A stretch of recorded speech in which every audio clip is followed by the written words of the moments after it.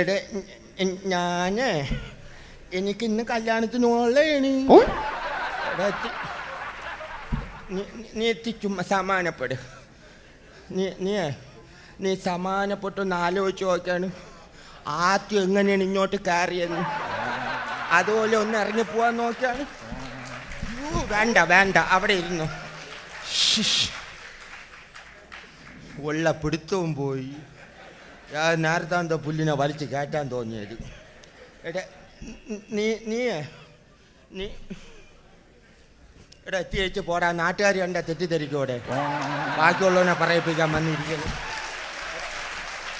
ഇപ്പോഴുള്ളവരെ സംഭവം എന്തായാലും കുരിയും പോയി. ആരെങ്കിലും ഉണ്ടെങ്കിൽ ഒന്ന് രസം എടുത്തു പ്ലീസ്.